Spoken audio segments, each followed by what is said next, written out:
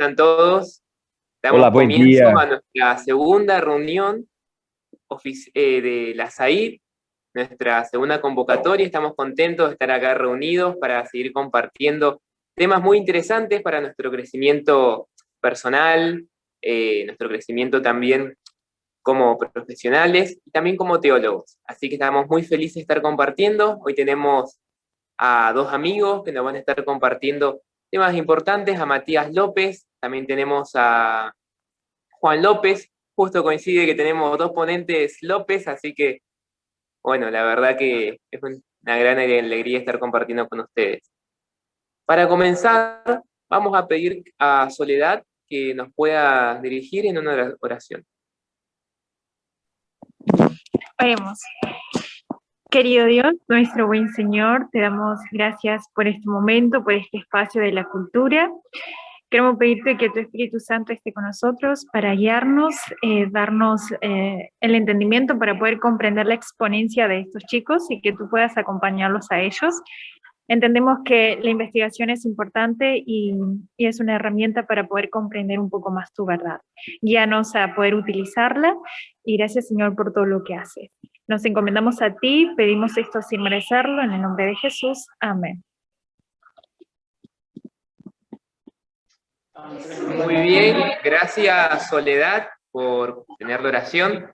Y muy bien, nuevamente le damos la bienvenida a los que se fueron sumando después. No se olviden de poner su presente con su número de alumno acá en el chat. Y bueno, vamos a dar comienzo presentando a nuestro primer ponente, que es Matías López, alumno de quinto año, compañero nuestro, varios lo conocemos. Él nos va a estar compartiendo el tema que se titula Las visiones encontradas en Zacarías 3 al 5 a la luz desde el día de la expiación. Bueno, el tiempo es tuyo, Matías. Te vamos a estar ahí avisando cuando nos estemos aproximando al tiempo indicado. Buen día a todos. Se vino el fresquito. Hay que disfrutarlo, ¿no? Porque después a mí me gusta más el frío. Bueno, cuando me invitaron a compartir, Juancito me mandó un mensajito para ver si quería compartir. La verdad que está bueno, me gusta. Uno no deja de tener nervios por más que pasen los tiempos. La mayoría quizás de los chicos los conozco, por ahí los estuve ayudando también en alguna materia o con alguna materia de investigación, ¿no?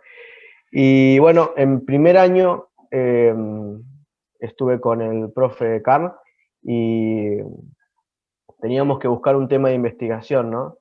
Y la verdad no sabía por dónde empezar. Y me llamó mucho la atención el libro de Zacarías, ¿no? Y lo primero que estudié, de lo que hice mi monografía, fue de la mujer en el EFA, lo que está en Zacarías 5:5 al 11. Y me llamó mucho la atención la manera en la que estaba escrito, como el libro en general, ¿no? Entonces, investigando, buscando, bueno, me he dado cuenta de quizás algunas cosas y como en nuestro ámbito no se habla mucho de este libro, me pareció interesante poder hacer una investigación un poquito más completa de lo que acá encontramos, ¿no? Yendo un poquito porque hay poco tiempo, son 20 minutos nomás para decir todo lo que hay que decir, así que vamos a tratar de ir a lo más importante, a lo más relevante que quizás pueda ir encontrando. Primero, hablarle un poquito del contexto histórico, unos minutitos, para que nosotros podamos entender por qué es relevante este libro o por qué utiliza los términos que utiliza. Tanto Zacarías como Ageo, ¿sí?, acompañan a Josué y a Zorobabel, que eran dos elementos importantes, Josué del linaje sacerdotal y Zorobabel del linaje de David. Eran los dos políticos, podríamos decir así, los dos representantes principales que luego de que terminaron los 70 años del cautiverio en Babilonia, iban a ayudar al pueblo de Israel a restaurarse como nación y a volver a ver si de una vez por todas el pueblo de Israel podía cumplir lo que Dios le decía y tener la gloria que Dios le había prometido. ¿sí? Es por eso que es importante tener en cuenta que este periodo es un periodo de restauración, es un periodo donde no solamente se restaura el pueblo de Dios, sino también, o sea, a nivel intelectual, porque había que volver a recordarle todo lo que era lo que ellos hacían, ¿no? Con respecto a los diferentes rituales. Tenían que reconstruir el templo porque se los habían destruido, tenían que volver a hacer lo que Dios quería que sean. Es por eso que es importante la labor de Zacarías y Ageo. En Esdras encontramos que se los mencionan a los dos simultáneamente, y ellos tenían que... eh, fue un momento muy duro de la historia, porque cuando el pueblo de Israel vuelve a su tierra, encuentran extranjeros, encuentran propios israelitas que ya no creían en ellos, ni creían que lo que Dios había prometido iba a ser real. Entonces empieza eh, un proceso de reconstrucción, no solo del templo, sino también del pueblo en general. Zacarías es un libro que está dividido en dos partes, o sea, hay un consenso general, ¿no? Acerca de que Zacarías del 1 al 8 forma parte de una sección especial. Hay gente que cree, ¿no? Estudiosos, eruditos de la Biblia, creen que inclusive no es el mismo Zacarías que quien escribe las dos partes. La primera es del 1 al 8 y la segunda es del 9 en adelante. Pero bueno, nosotros creemos que sí es el mismo Zacarías, ¿no? Algo interesante es que este tipo de profecía que encontramos en Zacarías no responde ni a la profecía clásica pura, y tiene más que ver con algo apocalíptico, que después lo vamos a ir viendo un poquito mejor, eh, con algunas cositas que quiero ir leyendo y compartiendo. Se cree, y muchos hablan de que Juan, cuando escribe Apocalipsis, lo que tiene en mente en realidad es Zacarías. Porque, por ejemplo, en Zacarías encontramos los jinetes, los carros con caballo. Ahora les voy a vamos a hablar acerca de esto que estoy, mujeres con alas de cigüeña, gente que dice los caballos, los carpinteros, bueno, que en realidad no eran carpinteros, sino eran artesanos, los jinetes que venían de rodear la tierra. Hay muchos elementos que hacen considerar la unión entre la profecía clásica y la apocalíptica. Ahí estaría el libro de Zacarías, ¿no? Hablando un poquito de lo que comentan acerca de esto, de esta primera sección, ¿no? Yo me voy a abocar, Zacarías del 3 al 5 está dentro de esta primera sección, que se considera que se dieron en el lapso de una noche, y lo interesante es que vino un intérprete celestial a ayudar a Zacarías a entender lo que estaba viendo, ¿sí? Es por eso que es importante tener en cuenta el contexto de lo que estamos hablando. Acuérdense que hay que restaurar y volver a darle la identidad que Israel tenía que tener. Luego de 70 años de cautiverio había que restablecer todo lo importante que Dios le había dado. Por ejemplo, Stendebach habla que esta parte, sin lugar a duda, hace alusión a lo que es la reconstrucción del templo, ¿no? Kaiser dice que estas 8 visiones son complementarias entre sí, que el sumo sacerdocio seguía siendo relevante, y eso es lo que tenía que entender el pueblo. Es por eso que el Zacarías venía de un linaje sacerdotal, ¿no? Y Zacarías significa Jehová recuerda, importante el nombre en aquel entonces, ¿no? O sea, Dios va a recordar a través de tanto Zacarías como Ageo lo que realmente era importante para el pueblo de Israel. Por ejemplo, Shekel habla de que estas profecías son imágenes surrealistas, ¿no? Y que deben ser entendidas con la imaginación. No es algo que se pueda tomar de manera literal, ¿no? Lo que dice. Klein dice que esta serie de visiones da más relevancia al sacrificio sacerdotal y lo convierte en el foco de la revelación profética. Todo lo que Zacarías quiere mostrar acá es cómo hacer las cosas, pero desde el punto de vista de lo que sería el sacrificio sacerdotal, ¿no? Algo interesante, estas dos personas principales, Josué y Zorobabel, de estos dos linajes, es lo que vendría después a representar a Cristo también, ¿no?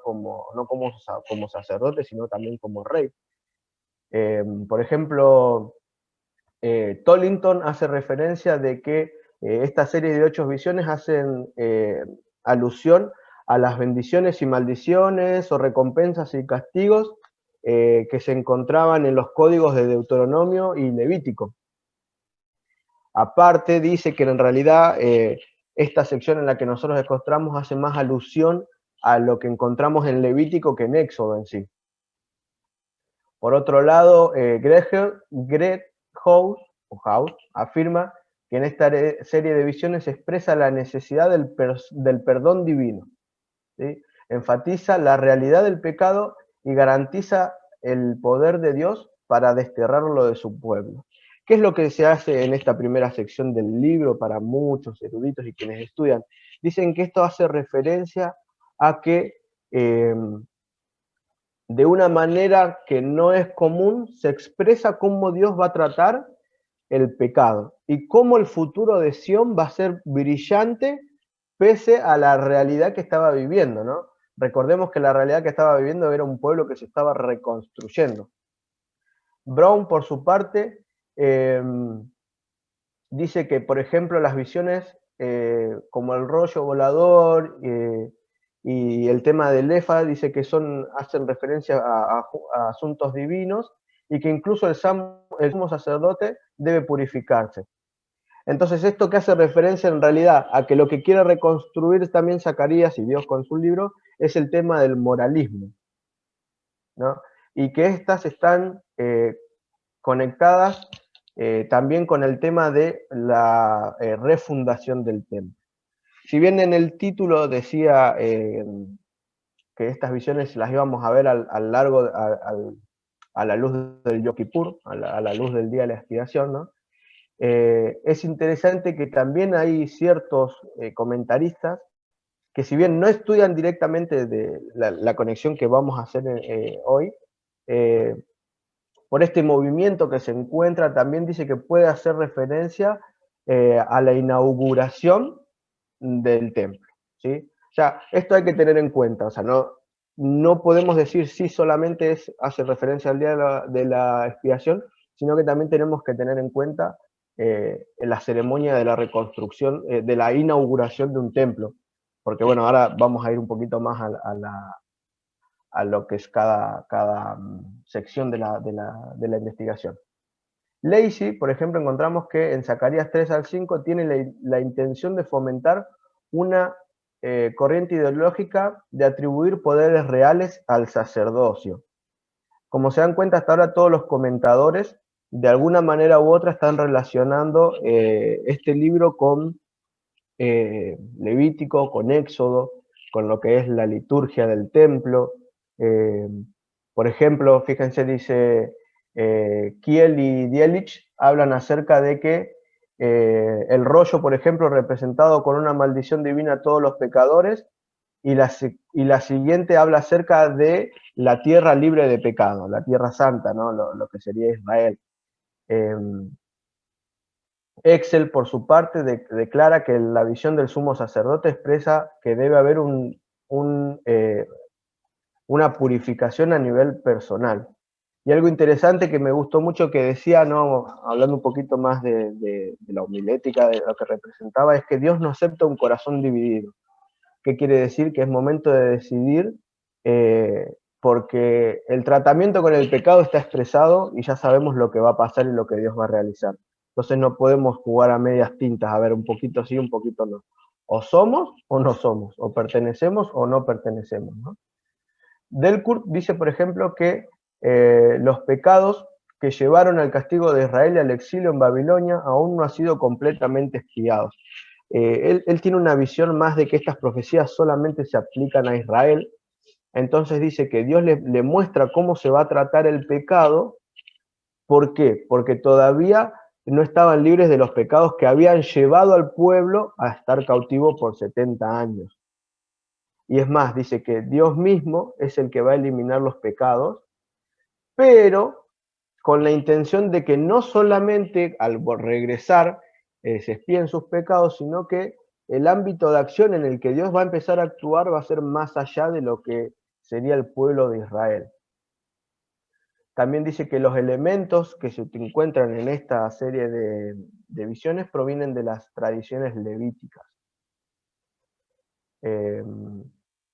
Steve, por su lado, dice que esta serie de elementos que encontramos hacen alusión a la tradición del Éxodo, al Decálogo, el Decálogo y especialmente al material del libro en Éxodo y Levítico, con respecto al mobiliario del tabernáculo y las insignias del sumo sacerdote. Avanzando un poquito, porque ya me queda poco tiempo. Sinclair declara que la visión de Josué se nos recuerda al papel de sumo sacerdote y su acción en el día de la expiación. Bien, hemos hablado un poquito de lo que hablan acerca de estas visiones. Lo que me ha pasado al desarrollar y buscar información de estos libros, es difícil encontrar una correlación de una secuencia espacial, ¿no? O sea, de espacio, en el santuario entre estas visiones. Si bien se estudian las visiones por separadas y como ya se vio, queda claro que hay una secuencia, generalmente se tiende a realizar un estudio por separado de las mismas y no como lo que voy a presentar en la tesis, que hay una fluidez espacial, podríamos decir, ¿sí? El recorrido que se hace en el día de la expiación. Si por ahí tienen sus Biblias en sus manos, vamos a ir un poquito a lo que es el texto en sí. Zacarías, el libro de Zacarías. Como ya lo menciona el título, vamos a ver una serie de 4 visiones que están entre el capítulo 3 y el 5. Fíjense algo interesante, cuando vamos a las marcas textuales, encontramos, bueno, no sé si se va a llegar a ver si se llega a ver muestro, si no, no se ve muy bien en este es la hebraica, la estudartencia, pero no se ve bien, así que no. Les voy a decir un poquito acá en español cómo serían. Fíjense que en el capítulo 3 empieza la primera visión que dice, me mostró al sumo sacerdote. Ahí tenemos un indicador que está iniciando una visión. Por ejemplo, el capítulo 4, volvió el ángel que hablaba conmigo. Fíjense algo interesante, que en un momento habla del ángel de Jehová, ¿no? Y sabemos que cuando en el Antiguo Testamento hablamos del ángel de Jehová, es el mismo Jesús. Por eso muchos comentadores dicen que quien es el que viene a ayudar con la interpretación de Zacarías es el mismo Jesús.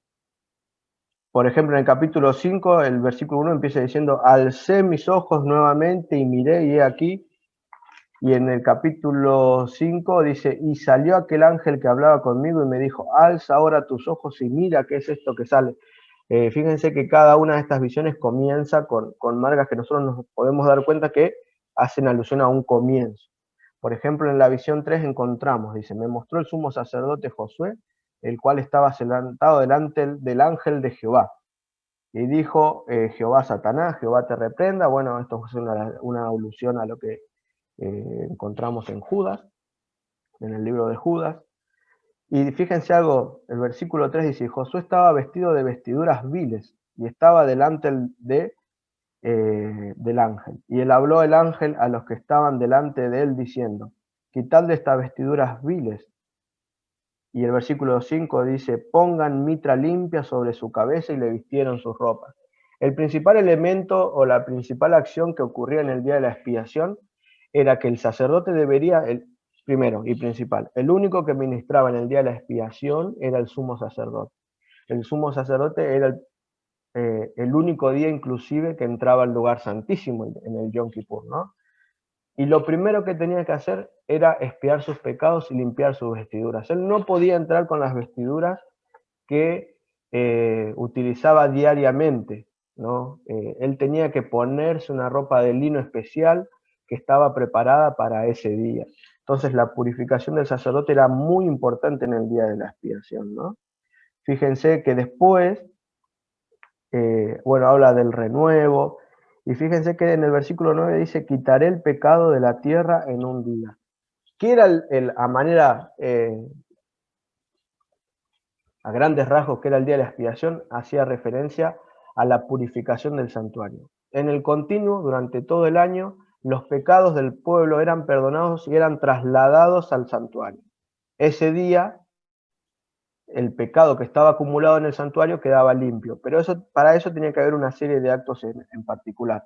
Fíjense que en el versículo 4 encontramos un candelabro, haciendo referencia al lugar santo, y fíjense que en el versículo 4 dice: aquí veo un candelabro de oro, con un depósito encima y sus 7 lámparas de candelabro y tubos de lámparas que están encima de él. Y habla y sigue hablando, ¿no?, de que son Zorobabel, que tienen que hacer referencia a Jehová. Y dice, fíjense algo interesante, ¿qué significan las 2 ramas de olivo? En el versículo 12, que por medio de 2 tubos de oro vierten en sí aceite. Y me respondió: ¿no sabes qué es esto? Y le dije: Señor mío, no. Entonces dice: estos son los 2 ungidos que están delante del Señor sobre la tierra. Encontramos una alusión muy directa en Apocalipsis, ¿no? Acá dice, los que estudian hablan acerca de que son esta representación de Josué y Zorobabel, pero en el Apocalipsis nos hace referencia al Antiguo y al Nuevo Testamento. Hay que profundizar muchísimo esto, ¿no? Fíjense, entonces tenemos ahí comenzando con la purificación del sumo sacerdote, luego encontramos el lugar santo, el candelabro de oro, luego en el capítulo 5 dice: alcé mis ojos y vi un rollo que volaba, y me dijo: ¿qué ves? Y respondí: veo un rollo que vuela de 20 codos de largo y 10 codos de ancho. ¿Qué tiene que ver esto con el día de la expiación? Algo interesante. Si nosotros vamos a Primera de Reyes 6.3, las mismas medidas que encontramos que tienen este rollo en su abertura, porque dice que si lo puede leer quiere decir que iba abierto, son las mismas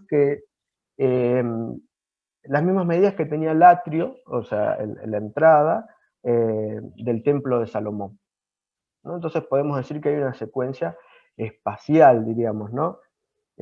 Algo interesante de que era lo que estaban escrito, eran maldiciones, que estaba aquel que dice que hurta y que maldice, ¿no? Otra vez vemos la exposición de los pecados en todo lo que sería el tratamiento de Dios con el pecado. Y en el último dice que, en la última visión, que la quinta, ¿no?, o sea, en el capítulo 5, dice que salió aquel ángel que volaba y me dijo: ¿qué ves? Y ves un efa que sale, dice que esta es la iniquidad, y que dice que vinieron 2 mujeres con alas de cigüeña, la taparon y se la llevaron a la tierra de Sinar. Acuérdense que esto es lo que más hace esta visión, es la que más hace referencia quizás al tema del día de la expiación en sí, ¿no? Porque todos sabemos que en el día de la expiación se echaban suertes sobre 2 machos cabríos, uno para Dios y otro para Azazel, y el que le tocaban las suertes para Azazel, iba a ser dejado en el desierto por una persona que se elegía, ¿no?, del pueblo, de ahí del linaje de Aarón. Algo interesante, y ya para ir terminando, porque me quedé sin tiempo,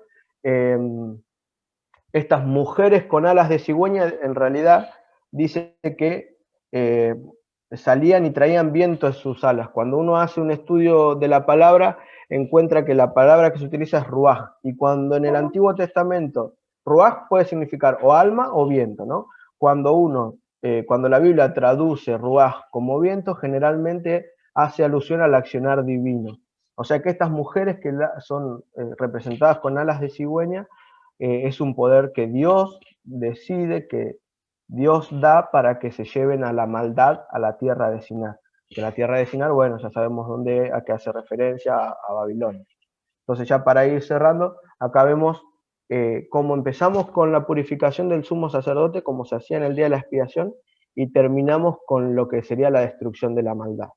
¿Se puede aplicar o no al día de la expiación? Van a tener que esperar a leer la tesis. Y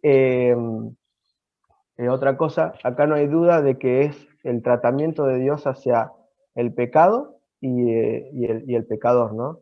Esto también se puede aludir claramente a cuando Cristo vuelva a buscarnos, ¿no?, cómo va a tratar y va a terminar el pecado. Así que no solo podemos hacer referencia al libro de Zacarías al pasado, sino también al futuro. Por eso creo que es un libro muy importante y muy relevante que es necesario estudiar.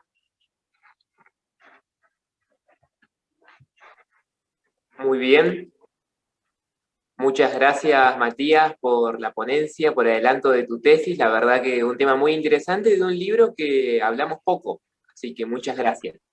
En el chat, chicos, hay un momento para preguntas. Vamos a poder contestar solo una, así que si hay preguntas, pónganlas en el chat.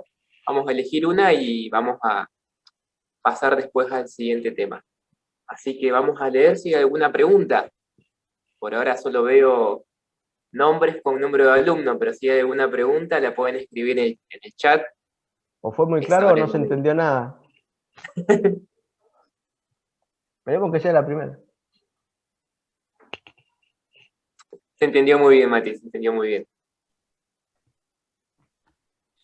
Perdón, hago una pregunta por lo anecdótico, ¿no? Mati, mencionaste que en primer año comenzaste a trabajar este tema y mi pregunta es, ¿cómo fuiste aprovechando el resto de los años para seguir estudiando este tema?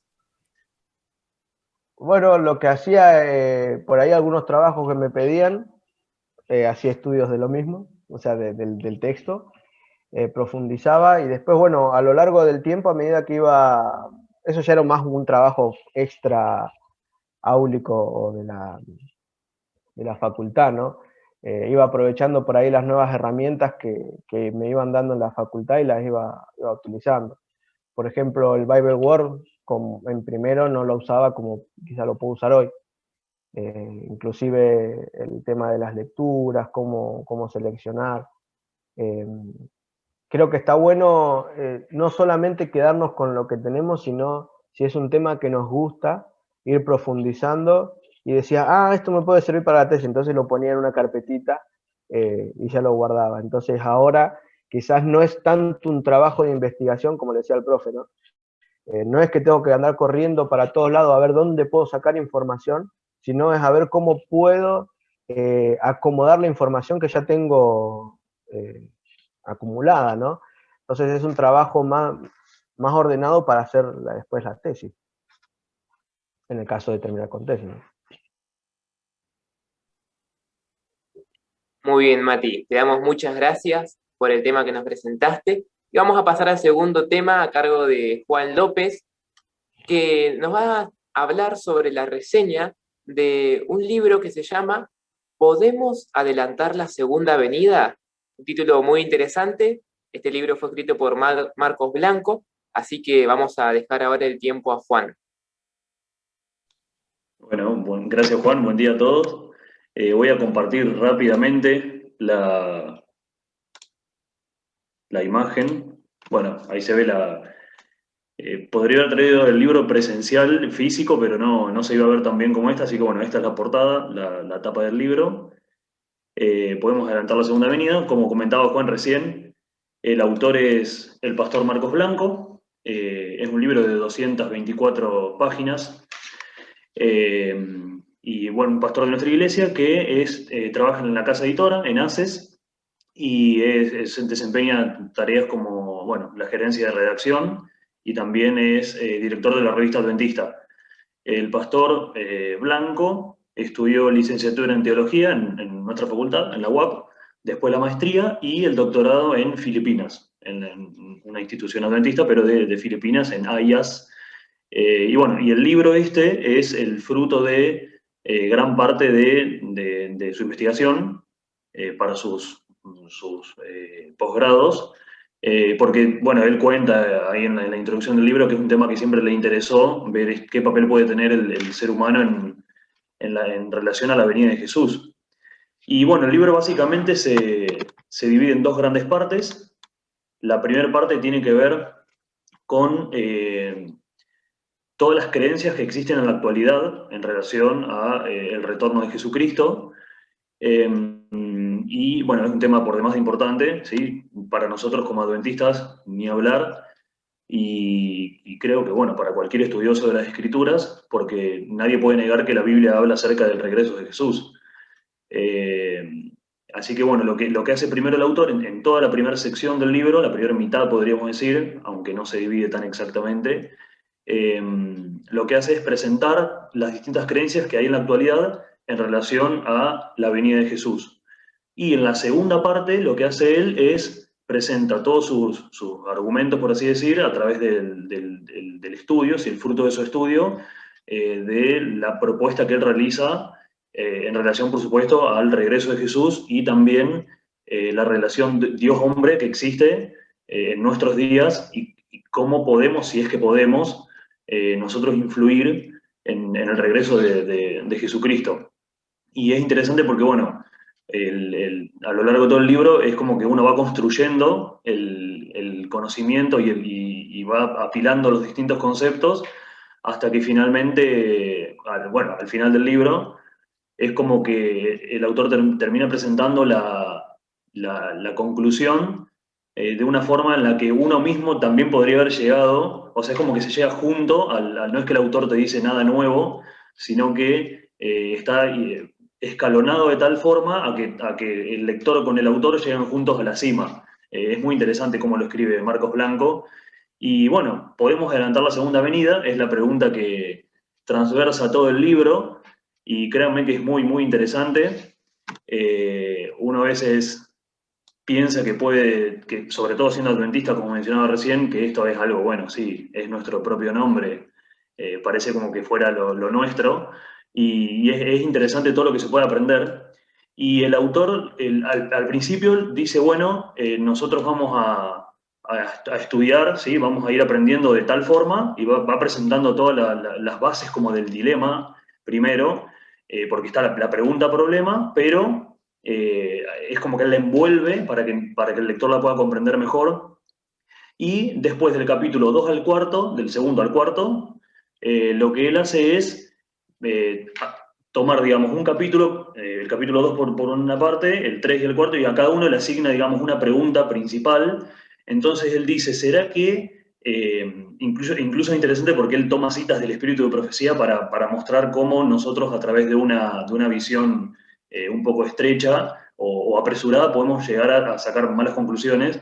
Entonces él dice, ¿será que si yo me preparo, entonces Jesús viene y la venida de Jesús entonces está en mis manos? Entonces él dice, ¿pero qué? Entonces la venida de Jesús está en las manos del hombre. Entonces el capítulo 3 dice, o resulta que en realidad Dios ya estableció esta fecha y está mirando el reloj a ver en qué momento, y dice, bueno, ahora, y no importa nada el mundo. Y el capítulo, avanzando en el cuarto capítulo, él dice, ¿o será que tenemos que mantener esta tensión entre, bueno, sí, que el hombre haga su parte, pero igual Dios va a venir? Entonces él dice, pero no cierra del todo esta teoría. Entonces, ¿qué hacemos? Y en el capítulo 5 es interesante porque él dice, bueno, antes de presentar todo el desarrollo de su aporte, vamos a decir, él dice, bueno, a través del método histórico lingüístico, siempre teniendo como base las escrituras y demás, vamos a ver qué es lo que las escrituras dicen. Pero es interesante porque antes de decir, bueno, listo, la Biblia dice esto, lo que el autor hace es, a partir del capítulo 6 en adelante, es empezar o sea, él presenta algunas características divinas de manera muy puntual. Él habla acerca de la eternidad, por ejemplo, de Dios, y él habla sobre si Dios es un Dios temporal o atemporal. Nosotros por ahí decimos, no, bueno, pero como que Dios se adelanta en el tiempo, pero a su vez conoce perfectamente también el pasado y está en todos lados. Entonces como que ordena un poco eso, y sigue haciendo preguntas, y es interesante, y él dice, él pregunta, ¿Dios percibe el tiempo como lo percibe el ser humano? Sí, es algo muy, muy interesante porque nosotros, bueno, no podemos comprender de manera perfecta muchas cosas, pero es increíble cómo Dios sí nos da mucha información en las Escrituras, principalmente, a las cuales nosotros podemos como nutrir nuestro conocimiento acerca de cómo es Dios. Es interesante, yo personalmente nací en la iglesia, y después de haber leído este libro, es como que me fui dando cuenta de un montón de cosas que no conocía, o que daba por sentadas, y no eran tan así. Más adelante, lo que el autor estudia y escribe acerca de lo que es la omnisciencia y la providencia divina, o sea, este conocimiento infinito de Dios y su providencia, que, bueno, después el libro presenta que no es lo mismo que la voluntad y demás. Entonces él pregunta, ¿las cosas ocurren? Dice, porque Dios las estableció con anticipación de forma invariable. Entonces, otra pregunta dice, ¿la providencia divina significa que todo lo que ocurre es porque es una imposición divina? Es interesante cómo él va desarrollando estos conceptos y nos ayuda a comprender mejor a Dios. En el capítulo 8 es muy, muy interesante porque el autor pregunta y responde si el hombre puede cambiar los planes de Dios. O sea, existe tal relación entre Dios y el hombre a tal punto de que nosotros con nuestras decisiones podemos afectar, por así decir, los planes que Dios tenía establecidos para nosotros. Es muy, muy llamativo. Y hay una pregunta que a mí la anoté acá porque me llamó mucho, mucho la atención, que él dice, ¿es capaz Dios de relacionarse emocionalmente con sus criaturas? Y es interesante porque le da como un matiz a lo emocional o sentimental tal vez del regreso de Jesús, y él dice, a Dios no le da lo mismo, digamos, el regreso de Jesús. No es que dice, bueno, es simplemente un calendario y se cumplió, bueno, listo. Y es interesante porque esta relación entre Dios y su creación, entre el creador y su creación, hace a nuestro día a día. Entonces es como que se transforma en algo teórico a también muy práctico. Entonces por eso es que capta tanto la atención. Y en el capítulo 9 finalmente el autor ya presenta el clímax del estudio, pero no queda ahí, sino que en el capítulo 10 él lo relaciona con los escritos del Espíritu de Profecía, pero de una visión integral y bien completa. Entonces, no sé si decir para respaldar su tesis o su descubrimiento, sino simplemente como para demostrar que existe relación entre lo que dicen las Escrituras y lo que dice también el Espíritu de Profecía. De paso es interesante porque hay algunos capítulos, uno o dos capítulos, que también él analiza palabras en hebreo, en griego, y yo digo que me gustó porque es un punto justo entre un estudio académico, podríamos decir, y un libro de divulgación. Entonces es como profundo, pero tampoco es una revista. Es interesante cómo el autor utiliza, sabe transformar, digamos, o pasar todo el estudio bíblico, teológico y bien profundo a la lectura simple, digamos, de cualquier persona que no tenga un estudio bíblico específico. Finalmente, en el capítulo 11, lo que hace el autor es como un resumen de todo, donde le pone el moño al libro y a todo esto que él desea presentar, así que bueno, si podemos adelantar la segunda venida o no, es cuestión de que cada uno lea el libro, así que bueno, es la invitación de esta reseña.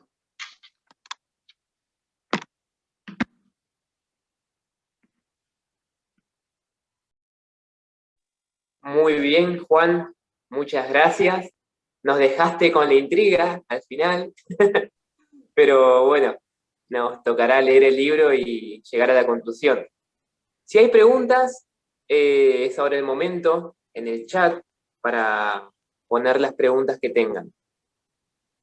De paso, gracias Juan por contarnos de qué trata el libro, la trascendencia que tiene este tema que es muy profundo por lo que nos contaste. Una Así que, pregunta, ¿qué lugares acá en Libertad San Martín hay donde se pueda conseguir o solamente se tiene que pedir vía iglesia? bien. Perdón, Juan. Sí, el Sí, libro, digo. contale, Juan. No, bueno, el libro se puede conseguir en la librería, digamos, de ACES, en calle 9 de Julio, y también está en la página de la casa editora. Después, si hay otro lugar, no sé si lo vende la editorial de la UAP. La verdad que desconozco, pero sí, en la librería Belgrano, en la calle 9 de Julio, está el libro, así que el que lo quiera lo puede ir a comprar, está ahí disponible. No, ¿el costo sabrán o ya es mucho pedir eso? Tenés que ir ahí para averiguarlo. Ah, bueno. Acá vamos a leer una pregunta. Dice, Juan, ¿pudiste? Ahí leo la pregunta. Juan, ¿pudiste identificar algo así como Dios sabe cuándo va a regresar por encima de tener una fecha predeterminada? Ahí les pasó el precio del libro. Sí, digamos que no sé cómo responder para y no hacerle spoiler, digamos, al libro al mismo tiempo, así que yo invito a que lo lean.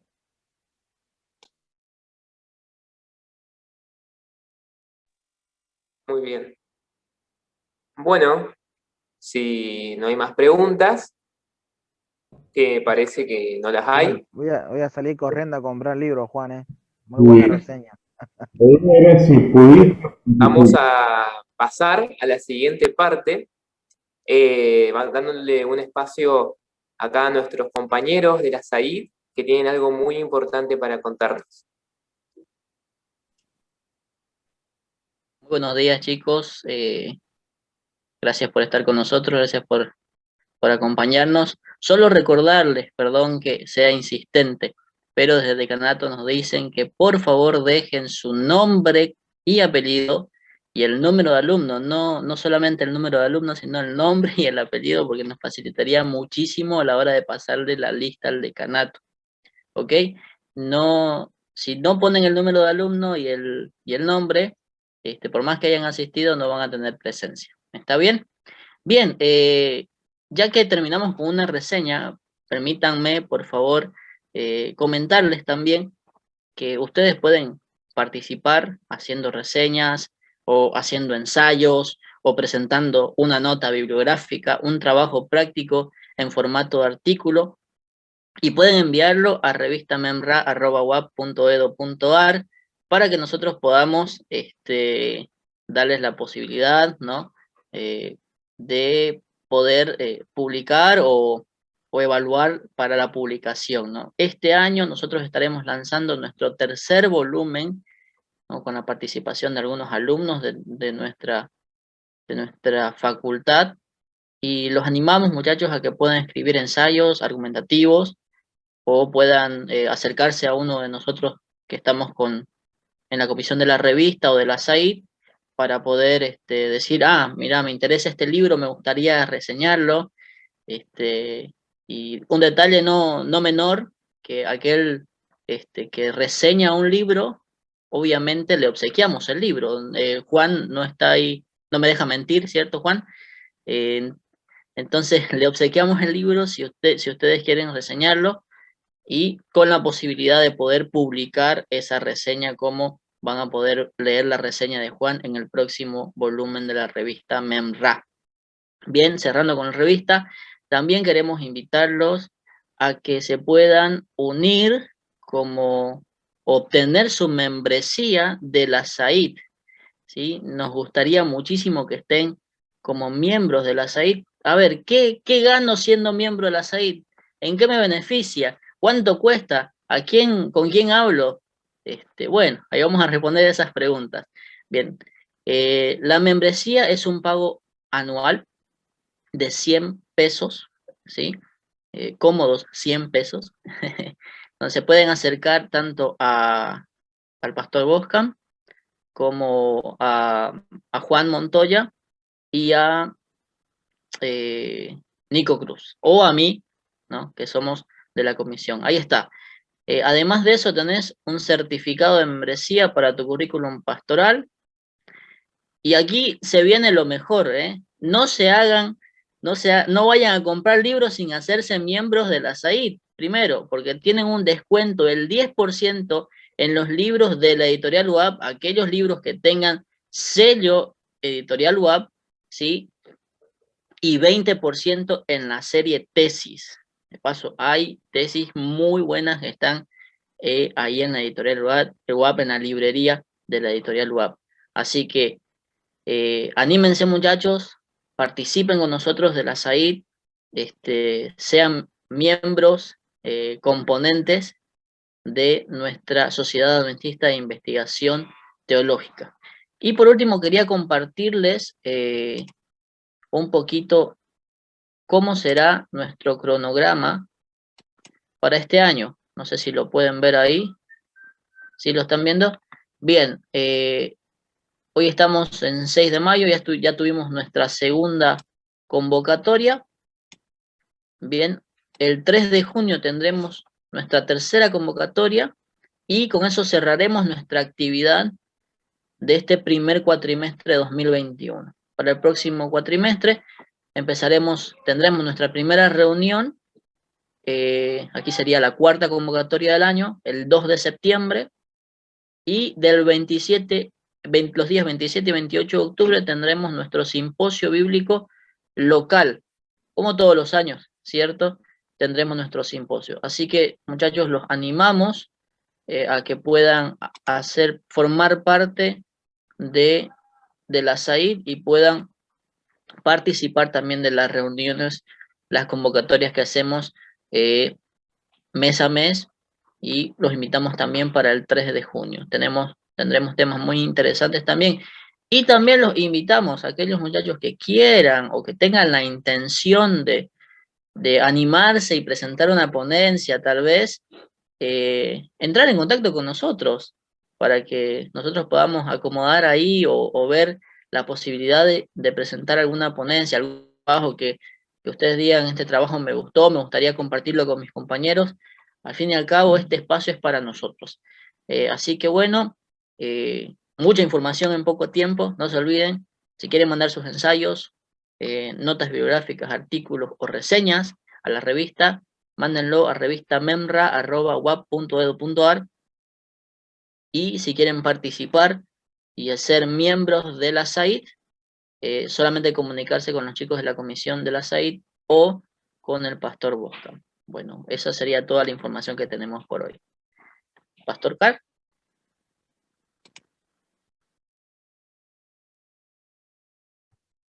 Juan, hace el cierre, Juan.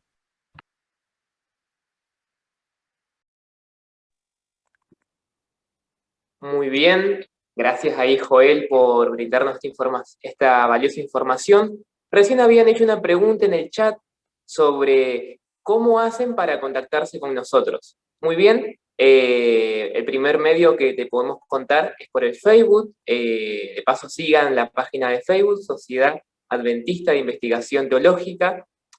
Nos puedes mandar un mensaje ahí. Pero acá la universidad es chica, nos vemos todos, la cara siempre, más en el teológico, así que en el teológico si nos ves, puedes hablarme a mí, a Nicolás Cruz, que fue el que presentó en la ponencia pasada, Joel, a cualquiera de los tres nos podés hablar, o si no, nos llegás a cruzar porque no coincidimos con el horario, porque te pusieron en cuarentena, no hay problema. Nos podés escribir a nuestros correos, a nuestro Instagram, a nuestro Facebook. También por ahí circulan nuestros WhatsApp, así que no hay ningún problema. Nos escriben por cualquier medio, ahí vamos a estar a disposición para poder anotarte y al final de año entregarte tu certificado como miembro de la SAID. Así que nos contactan, chicos, y ahí estamos haciendo el trámite. Y aprovechan los descuentos de la editorial UAP, son libros espectaculares, la serie tesis son libros muy buenos, muy completos, así que aprovechen. Así que los animamos, chicos, a que se sumen. Muy bien. Un detalle, si me permite, Juan, sumar, es que el 10% de descuento de SAID se añade al 10% que ya tienen todos como alumnos de la UAP.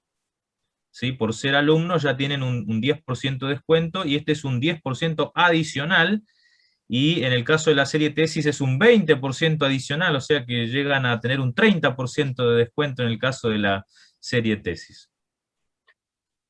Muy bien. Empezamos a sumar descuentos y en estos tiempos hay que aprovecharlos, ¿no?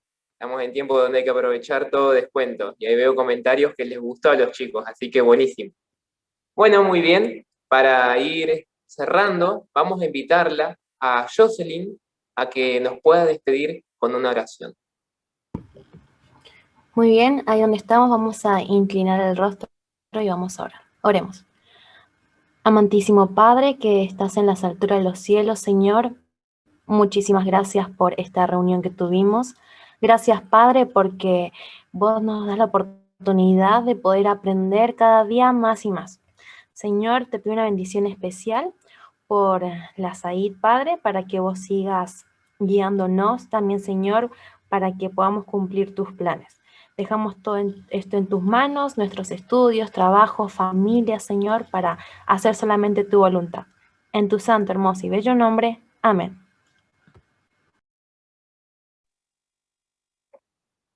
Muchas gracias, Jocelyn. Y bueno, estimados compañeros, será hasta la próxima reunión y convocatoria de la SAID. Que Dios los bendiga mucho.